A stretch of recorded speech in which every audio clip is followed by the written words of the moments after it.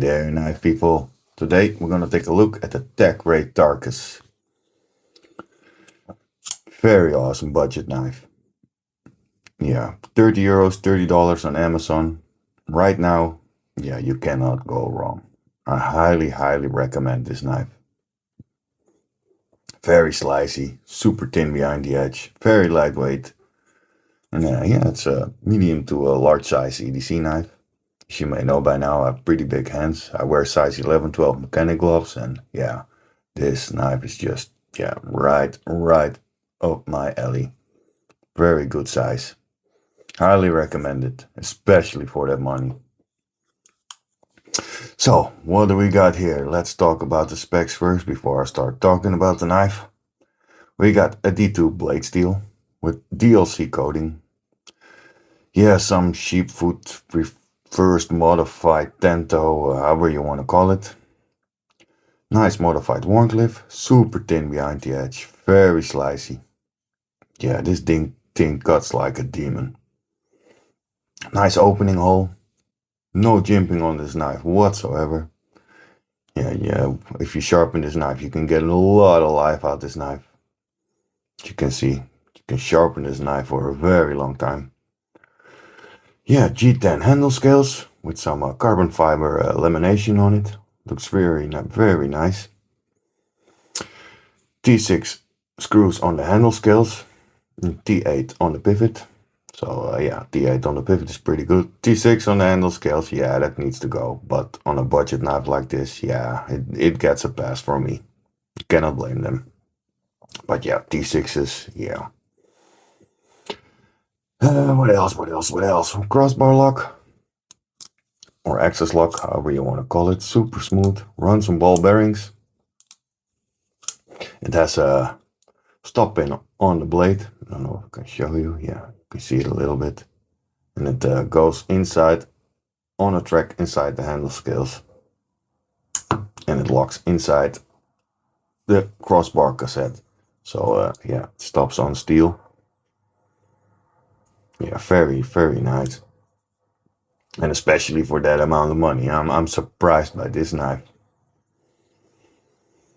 Yeah, what else? Very lightweight. It weighs 78 grams, so yeah, you don't feel it when you have this in your pocket.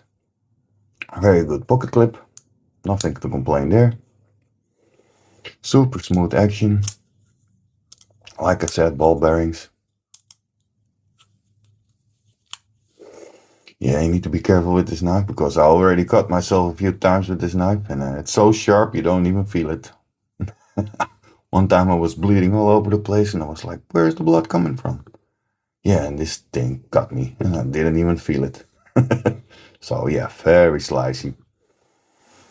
Yeah, I think that's all I have to say spec-wise. Oh yeah, the overall measurements. Let's get my measuring tape.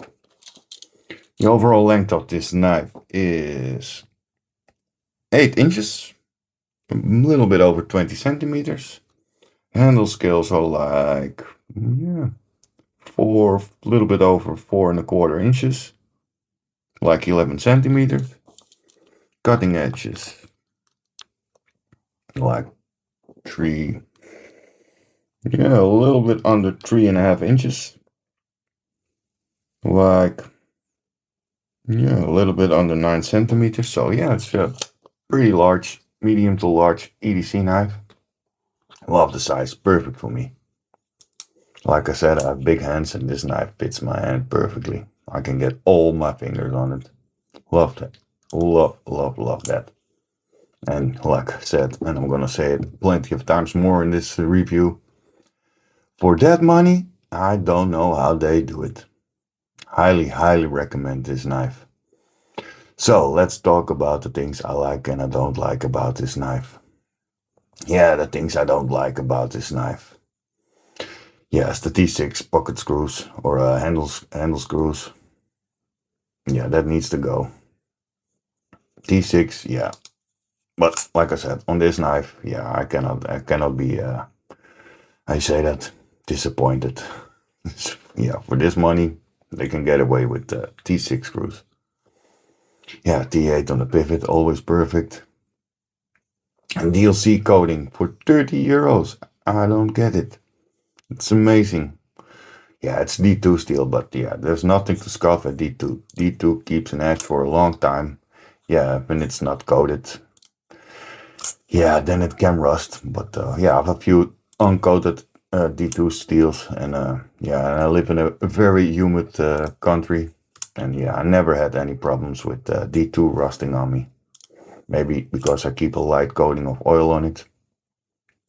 Yeah, D2, yeah, great steel for this money.